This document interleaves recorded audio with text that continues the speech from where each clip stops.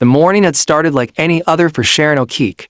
She had arrived at her Lagos office before sunrise, as she always did, clutching her laptop bag and a triple-shot espresso that served as her lifeblood.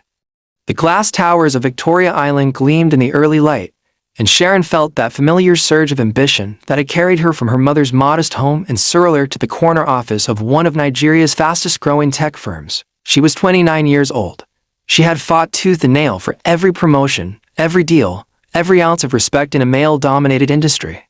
Her colleagues whispered that she was too aggressive, too ambitious, too much. Sharon didn't care. She had built her life on proving people wrong, and she had no intention of stopping. But all of that, every carefully constructed brick of her existence was about to crumble. It started with a commotion at the reception desk.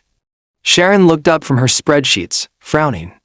The security guards she knew and trusted were suddenly being pushed aside by men in black suits who moved with military precision. Lawyers followed, carrying briefcases that looked heavy with documents. And then impossibly co-workers began pulling out their phones, filming the chaos with the frantic energy of people witnessing something they would talk about for years. "What's happening?" Sharon asked, standing from her desk. Nobody answered, because at that moment, the crowd parted and a man walked through. He was Korean, tall, impossibly handsome in a way that made Sharon's breath catch despite her confusion. His suit was perfectly tailored, dark charcoal against his pale skin. His hair was swept back from a face that seemed carved from marble, sharp cheekbones, a strong jaw, lips that were pressed into a thin line of controlled intensity. But it was his eyes that stopped Sharon cold, dark, unreadable, burning with something she couldn't name. He walked directly toward her. The lawyers flanked him like soldiers. Security guards formed a perimeter around the office. Everything happened so fast that Sharon's mind struggled to keep up. "I am Lee Hyun-Woo," the man said. His voice was deep, quiet, and carried an authority that made the room feel smaller. "And I am your husband." The words hit Sharon like a physical blow. She laughed a sharp, disbelieving sound that echoed off the glass walls. "I'm sorry." "What?" "I don't know you. I've never seen you before in my life." One of the lawyers stepped forward, sliding a document onto her desk with the reverence of someone handling a sacred text. "Ms. Okeke," he said, his voice carefully neutral, "this is a legally binding marriage certificate. Registered in Clark County, Nevada, dated 3 weeks ago." Sharon stared at the document. Her name, her signature. A date she couldn't remember. A man she didn't recognize. "This is a joke," she said. But her voice had lost its confidence, a sick joke. "I was in Las Vegas for a business conference.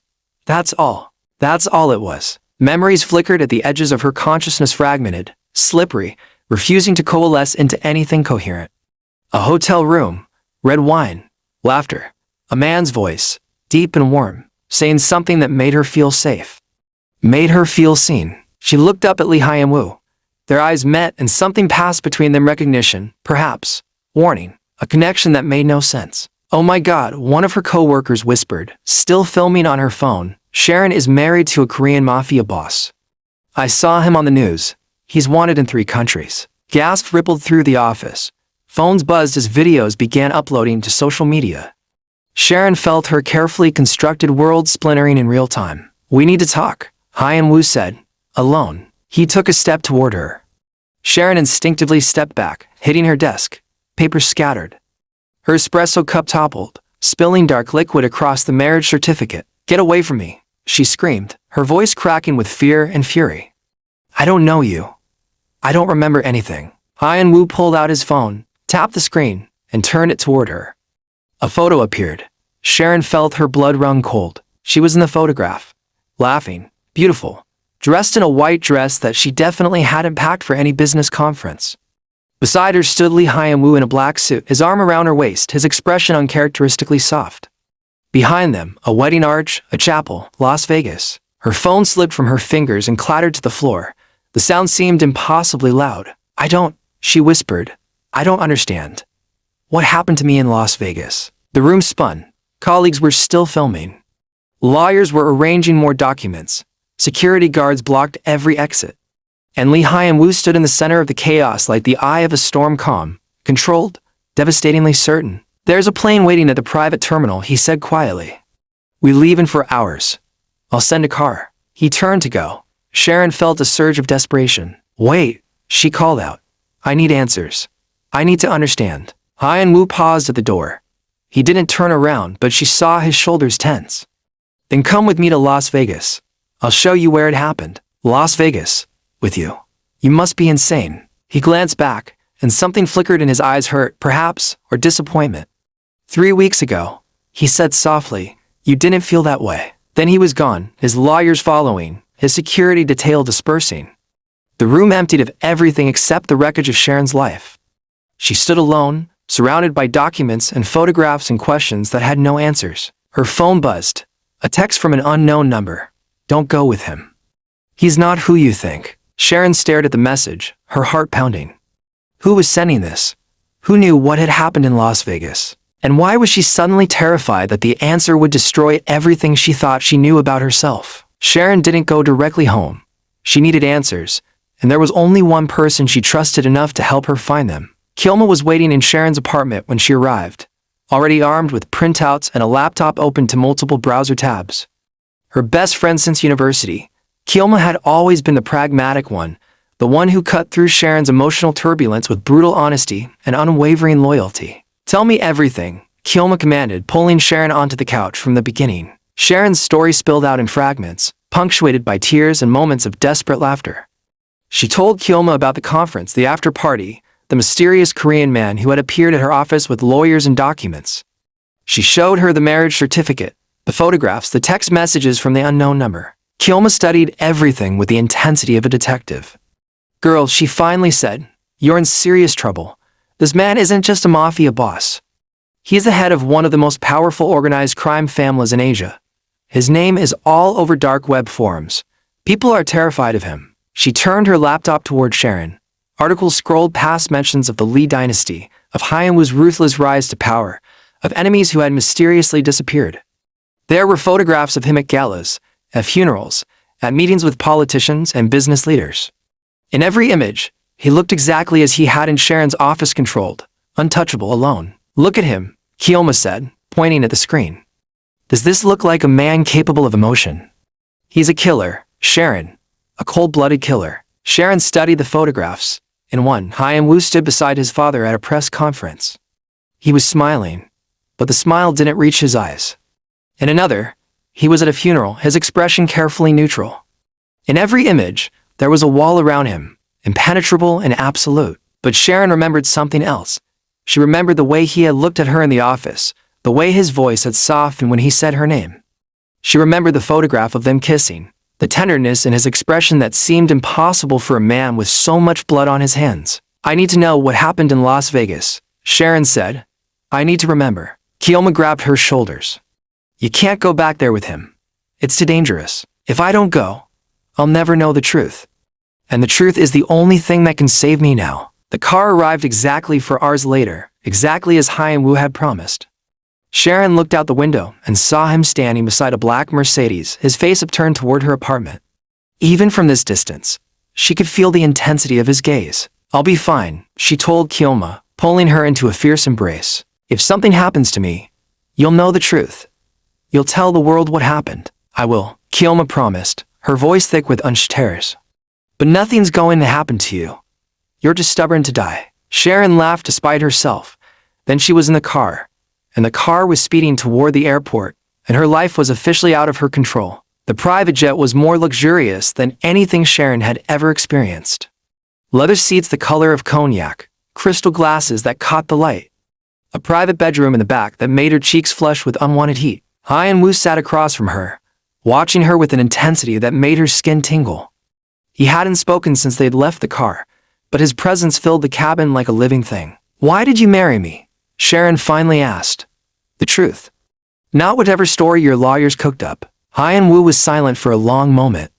Then he reached into his jacket and pulled out a tablet. You want the truth? Watch this. He tapped the screen, and a video began to play. Sharon saw her own face appear, laughing, beautiful, dressed in that ridiculous white dress. She was in a wedding chapel, an Elvis impersonator officiating in the background. I've never done anything like this before. Her video self said, slurring slightly, oh my God, I'm marrying a mafia boss. You're marrying a man who can't stop thinking about you. Hyun-Woo replied on the video, his voice warm with genuine amusement. Sharon watched herself turn to face him. watched her expression shift from playful to serious. Is this real? Her video self asked. Tell me this is real. I've had so many dreams that felt real, and then they weren't. This is real, Hyun-Woo said. I'm real. And I'm not going anywhere. They kissed. The video ended. Sharon stared at the dark screen, tears streaming down her face. I look so happy, she whispered. How could I be that happy with someone I don't know? Because you knew me, Hyun-Woo said softly. In that moment, you knew me better than anyone. You asked me questions no one had ever dared to ask. You made me feel like I wasn't a monster. Did I ask you anything else? Hyun-Woo paused. When he spoke again, his voice was barely audible. You asked if I was lonely. If anyone had ever seen me cry. If I believed in love. And what did you say? I told you the truth. I said I didn't know what love was. And you held my hand and told me you would teach me. Sharon felt something shift in her chest, a door opening, memories threatening to flood through. She remembered a hand on hers, warmth, safety, a voice promising things she had never dared to hope for. I don't do things like that, she whispered. I don't get attached. I don't trust people. You trusted me for one night, and it was the most beautiful thing I've ever witnessed. The jet hit turbulence. Sharon lurched forward, and Hyun-Woo caught her instinctively, his hands on her waist. They were inches apart. She could see the scars on his knuckles, the darkness behind his eyes, but also something else, something vulnerable that made her heart ache. I can't be married to a monster, she breathed. Then maybe I'll have to show you that I'm not one. The Bellagio was a monument to excess. Marble floors, crystal chandeliers, water fountains that danced to music in the evenings. Sharon had been here before, or rather, she had been here before and couldn't remember it. Hyun-Woo led her through the lobby, his hand on her back in a gesture that was both protective and possessive. Sharon could feel eyes on them, security guards, hotel staff, the occasional curious tourist who recognized the face of a billionaire from the news. Stay close, Hyun-Woo murmured. We're not alone. Who's here? The people who want us dead. They entered the presidential suite on the top floor. It was enormous, floor-to-ceiling windows overlooking the strip, champagne in an ice bucket, rose petals scattered across the king-size bed. Sharon walked through the room, touching furniture, walls, trying to trigger memories. And then, suddenly, they came. Images flooded her consciousness, her dancing in this room, Hyun-Woo pouring champagne, their hands touching, the tension building between them like a storm. Why did you book this room? She asked, turning to face him. This is the exact same room, isn't it? I wanted you to remember. I need you to remember. Why? What's so important about that night? Hyun-Woo moved closer, his silhouette black against the lights of the strip. Because that night, you promised to love me. You promised. And I believed you. The memory hit her like a wave, his arms around her, his voice breaking as he confessed his fears, her hands on his face as she told him he deserved to be happy. She had promised. She had meant every word. Oh my God, she gasped. Hyun-Woo was in front of her now, his hands on her shoulders. You remember now? I promised, she whispered. But I was drunk. I didn't know what I was saying. You knew. You looked me in the eyes and promised to stay. To fight for us. To protect this. He gestured between them, and Sharon felt her resistance crumbling. That doesn't sound like me, she insisted weakly. I don't do things like that. Then who was that woman? Hyun-Woo demanded. Who danced with me until dawn? Who cried on my shoulder about her mother? Who held my face in her hands and told me I was worthy of happiness? His voice broke on the last words, and Sharon saw something she had never expected, tears in the eyes of a man who had probably killed without hesitation. I don't know, she whispered. I don't know who she is. Before he could respond, the bedroom door burst open. Men in masks flooded the room, guns raised.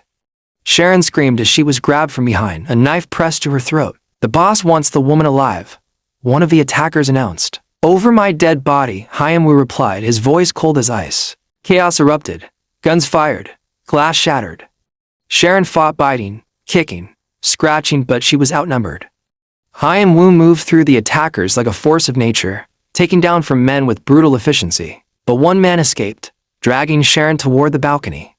She fought him desperately, but his grip was iron. Lee, she screamed. Hyun-Woo spun. His eyes went black with fury. He charged like a predator, reaching them in seconds, and the attacker hesitated. That was his mistake. Hyun-Woo grabbed his arm, twisted, and the man screamed as his bone snapped. Sharon fell to the ground, gasping. Who sent you? Hyun-Woo demanded. The Jing Consortium, the attacker whimpered. They want the woman, They know she's your weakness. Hyun-Woo froze. He looked down at Sharon. She stared back terrified, confused, but also something else. Something fierce. And then Hyun-Woo dragged the attacker off the balcony. Sharon heard a muffled scream, a thud, and then silence. She scrambled to her feet. Looked over the railing. The attacker was gone. So was Hyun-Woo. She ran to the door. It was locked. She was trapped. She pounded on the door until her fists were raw. Lee. Hyun-Woo. Where are you? Silence. She slid down the door, sobbing. Her phone buzzed. Another text from the unknown number. You should have stayed in Nigeria. The Jing Consortium is just the beginning. Sharon stared at the screen, her hands trembling. She had never felt so terrified. And yet, she had also never felt so alive. The door opened. Hyun-Woo stood there, blood on his face, looking like a predator who had just finished a hunt. He reached for Sharon, and she fell into his arms without thinking. I thought you were dead, she gasped. Not yet. Not while you need me. He led her to the bathroom and began cleaning his wounds. Sharon watched him from the doorway. She saw a man she didn't recognize, the killer, the protector, the monster, the man. You killed him, she said quietly. No. I threw him off the balcony. He broke his legs. My men will question him. He turned to face her. I don't kill unless I have to. I saw you fight. You could have killed them all. I wanted to.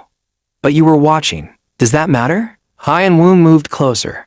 You were the first person who looked at me without fear. I didn't want to lose that. Sharon felt a memory surfacing, his confession in the darkness, her reassurance that she wasn't afraid, his wonder that anyone could see him as anything other than a monster. Tell me the truth, she said, her voice steadier than she expected. The whole truth. About the Jing Consortium. About your enemies. About why you really married me. Hyun-Woo was quiet for a long moment. Then he began to speak. And the story that emerged was more twisted than anything Sharon had imagined. The Jing Consortium was his rival. They had been at war for years, a shadow conflict that had claimed countless lives. But someone inside the Lee dynasty had been feeding them information, someone who wanted to see Hyun-Woo destroyed. His father, Lee Min-ho. It wasn't an accident, Hyun-Woo admitted. Our meeting, our wedding, it was all orchestrated. My father wanted to create a weakness. I would protect a vulnerability the Jing Consortium could exploit. He used you as bait. Sharon felt the world tilt beneath her feet. Your father. He arranged everything. The conference, the after party. He made sure we would meet. And then he made sure your name was spread throughout the underworld as my weakness. Why? Why would he do that? Because he thought I was too soft, too emotional. He wanted to force me into battle, to make me prove my loyalty to the dynasty. Sharon felt tears streaming down her face, tears of rage, of grief, of betrayal. All of it. The feelings. The promises, the love.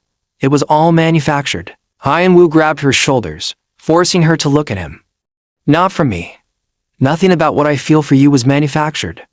I didn't know about the conspiracy until the attack tonight. But the moment I saw you, the real you, in that bar in Las Vegas, I knew I would do anything to protect you. How can I trust that? Sharon demanded. How can I trust anything you say? Because I'm telling you the truth. I'm giving you a weapon that could destroy me. He pulled out his phone, opened a file, and showed her the evidence, photographs, documents, recorded conversations that implicated his father in the conspiracy. I will burn my own father to the ground to prove that what I feel for you is real. They flew back to Seoul immediately. The Lee family estate was a fortress of cold marble and ancient secrets, guarded by men who would kill without question. Hyun-Woo moved through the halls with the confidence of a predator returning to its den. Sharon stayed close to him, her heart pounding. She had never been so far from everything she knew, so thoroughly enmeshed in a world of violence and conspiracy. Hyun-Woo's father was in the hospital wing, hooked up to machines that beeped with mechanical indifference. Lee Min-ho was old and frail, but his eyes held the cunning of a man who had outlived everyone who crossed him. You brought her, he said weakly, his eyes glittering with malice. The African woman, the one I chose for you. Sharon felt her blood run cold. You chose me. I orchestrated everything, Lee Min-ho admitted with satisfaction. The conference, the hotel, the way you met. I knew you were ambitious, vulnerable, exactly the kind of woman my son would fall for. He laughed a terrible, broken sound. And I was right. He fell for you completely. Why? Sharon demanded. Why would you do this to your own son? Because he was weak. Always weak. Falling in love like a lovesick puppy. I had to use his weakness to protect the dynasty. I made you his vulnerability so I could exploit it. And it worked. The Jing Consortium is in chaos. They thought they could use you against him.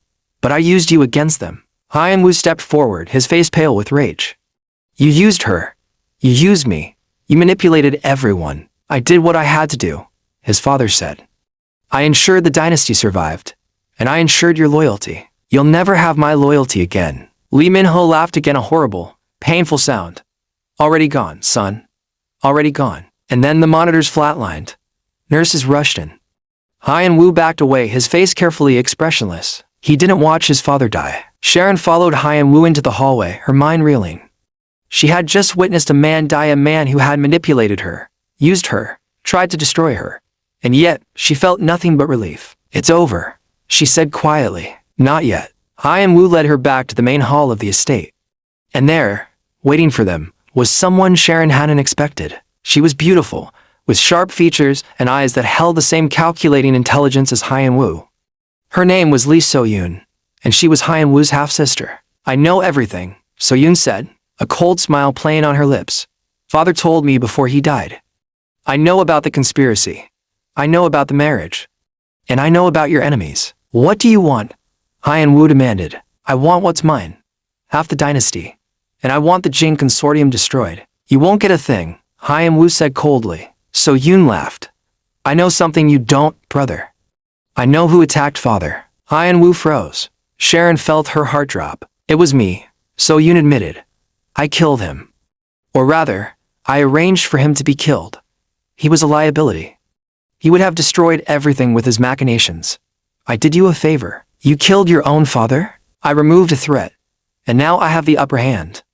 If you don't give me what I want, I'll tell the world that you murdered him. The hospital's security footage shows you in the room when he died. Alone. No witnesses. Hyun-Woo stared at his sister, his face expressionless. But Sharon could see the rage building behind his eyes. What do you really want? Sharon demanded, stepping forward. So-yoon's smile widened. I want the Jing Consortium, all of it. And I want your help to destroy them. They had 72 hours to give So-yoon what she wanted or she would destroy them both. Hyun-Woo paced his office, his jaw tight with frustration. Sharon sat on the leather couch, her mind racing through possibilities. She has everything, Sharon said. The evidence, the motive. She can destroy us. No. She's not the only one with secrets. Hyun-Woo pulled out a folder. Documents spilled across the desk, photographs, emails, financial records. Evidence of So-yoon's dealings with the Jing Consortium. She's been working with them for years, Hyun-Woo explained. Feeding them information. That's why father was so paranoid. He suspected her. So she's a traitor. And now she's trying to manipulate us into destroying her allies so she can take over everything. We need to make her admit it. In front of witnesses. Sharon's eyes lit up. A trap. We set a trap. The meeting was arranged at a neutral location, a high-rise building in Gangnam. Neutral territory that both sides could agree on. So-yoon arrived with her own security detail, her confidence radiating like heat. Hyun-Woo and Sharon were already there, waiting. The room was empty except for 3 chairs and a table. It felt like an interrogation. You have what I want. So-yoon demanded. I have something better, Hyun-Woo said calmly. I have the truth. He pulled out the folder. Evidence scattered across the table. Photographs of So-yoon with Jing Consortium members. Emails plotting the downfall of the Lee dynasty. Financial records showing payments from their enemies. So-yoon's face went white. Where did you get these? I have more power than you ever imagined, sister. I've been playing this game my whole life. You're just a novice. Sharon stepped forward. You manipulated us. You used me.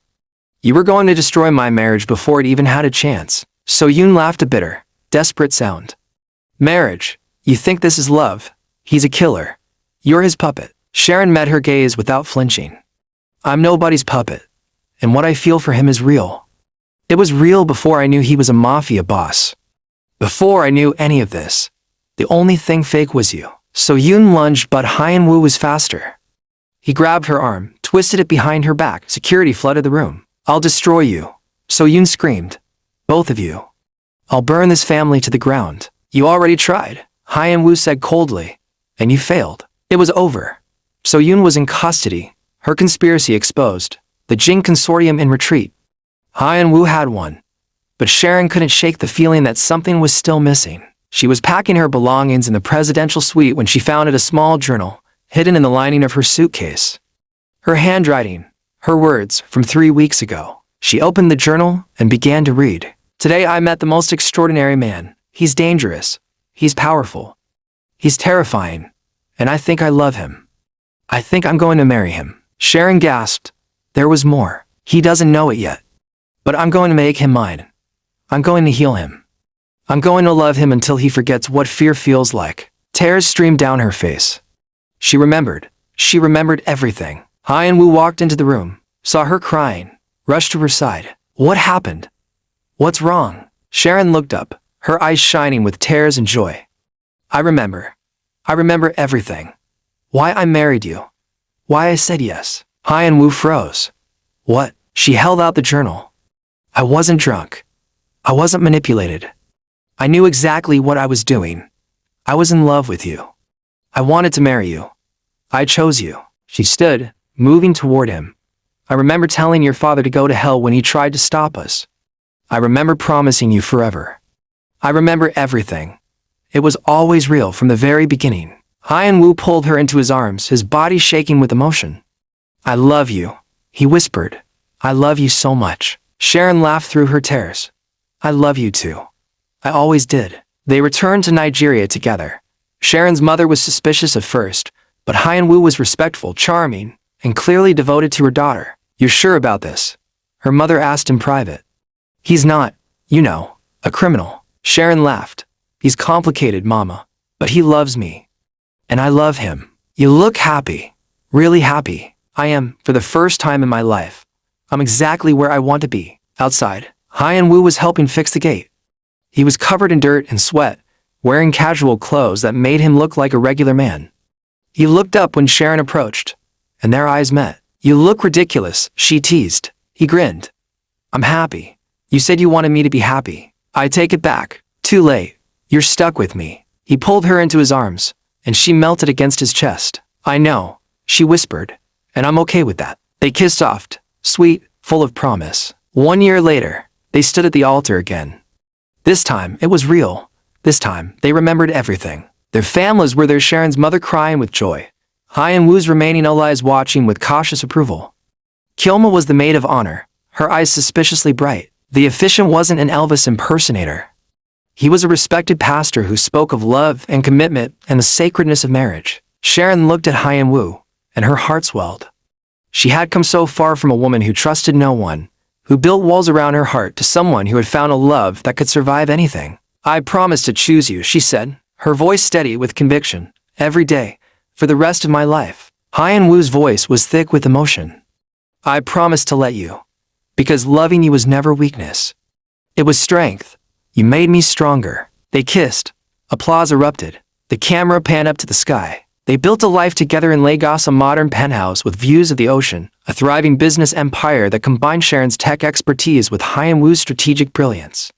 They traveled. They laughed. They fought. They made up. Hyun-Woo remained a force to be reckoned with in the underworld, but he had made it clear to his enemies that Sharon was off limits. Anyone who threatened her would face his wrath, and no one doubted his commitment. Sharon continued to build her empire, but she had learned to trust, to let people in. Her relationship with her mother had deepened, and her friendship with Kyoma had never been stronger. And every night, when Hyun-Woo came home, he kissed her like it was the first time. Every morning, when she woke in his arms, she felt a joy she had never thought possible. They had been through hell together. They had faced betrayal, violence, and the darkest parts of themselves. But they had emerged stronger, their love forged in fire. Sharon looked out the window at the Lagos skyline, Hyun-Woo's arms wrapped around her from behind. She thought about Las Vegas, the night that had changed everything. The night she had promised to love a man she didn't remember. She remembered now, and she would never forget again. What are you thinking about? Hyun-Woo murmured against her ear. About the future, Sharon replied. Our future. He turned her around, cupping her face in his hands. Whatever happens, we'll face it together. Promise. I promise. Thank you for watching. Did you enjoy this story? Hit like, subscribe, and comment below. Tell us where you're watching from. This has been another beautiful love story from Tina's Love Stories. If you loved Sharon and Hyun-Woo's journey, you'll love what we have next. Don't forget to subscribe and turn on notifications so you never miss a new drama. Like, share, and comment. Let us know where you're watching from. Your support means the world to us.